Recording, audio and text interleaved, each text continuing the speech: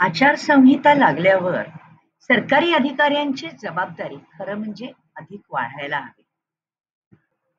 पण ती नेहमीच वाढलेली दिसते असं मात्र मुळीच नाही बरं का.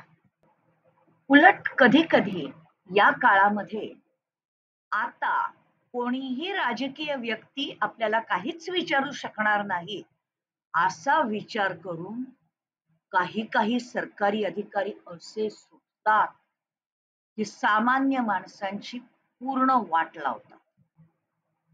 असंच एक उदाहरण आपल्याला सध्या दिसतंय लोणावळ्याच्या नांगर गावात.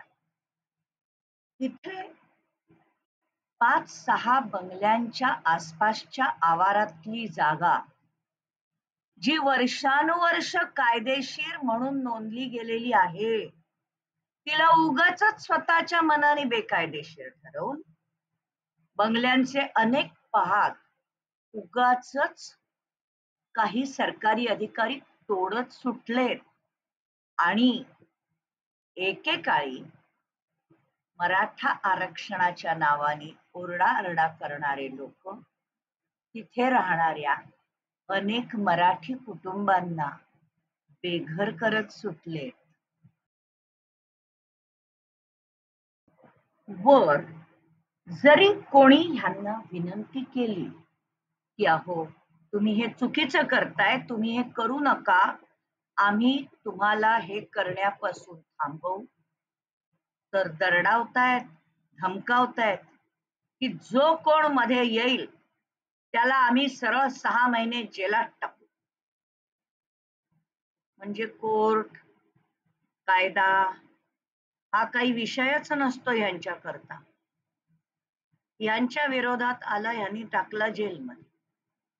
हे कसं होऊ शकतं हे माहित नाही, पण सामान्य माणसांना दरडावणं, धमकावणं आणि याच्यातून हे स्वतःची नक्की काय पोळी भाजून घेतायत हे मात्र या क्षणाला कळायला मार्ग नाही.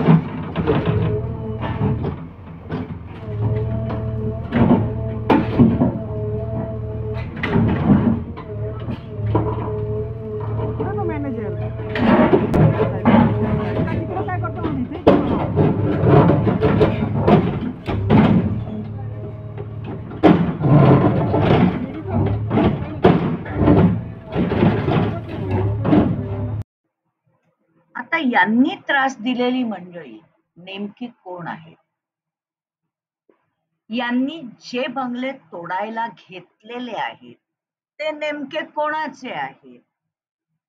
याचा शोध घेतला तर असं लक्षात येतं की ही अशी पापभीरू मंडळी आहेत की ज्यांनी आयुष्यात कधीही एकही कायदा मोडलेला नाही. प्रत्येक काम कायदेशीरच केलेलं आहे, मग ज्यांना कायदे मोडायची सवयच आहे अशा लोकांच्या मागे लागायचं सोडून या अशा साध्या सरळ लोकांच्या मागे लागणं हे फक्त आणि फक्त स्वार्थी लोकच करू शकतात. निस्वार्थ माणूस जो सरकारी नोकरी करतोय असा हे कधीच करू शकणार नाही. ही गोष्ट आपण समजून घेतली पाहिजे. यातून एक प्रश्न असा उभा राहतो की आचारसंहितेच्या काळामध्ये कायद्याच्या रक्षकांना कायद्याचं भक्षक बनण्यापासून आणि सामान्य लोकांच्या हिताचं भक्षक बनण्यापासून थांबवणारी नक्की कोणती यंत्रणा सामान्य माणसाच्या मदतीला येऊ शकते याची माहिती वेळीच सामान्य लोकांपर्यंत पोचवली गेली पाहिजे. नाहीतर ही मंडळी आता या गरीब बिचाऱ्या लोकांचा कोणीही वाली नाही हे लक्षात घेऊन कोणाचेही गळे धरायला उठतील आणि वर या लोकांच्या मनात त्यांना हव्या त्या राजकीय पक्षांच्या विरोधात भीती आणि दहशत निर्माण करतील. मग अशा वेळेला ही आचारसंहिता नक्की उपयोगी ठरतीये का या आचारसंहितेच्या आड काही गुंड लोक काही अपप्रचार करायला सुरुवात करतायत यावर विचार हा झालाच पाहिजे.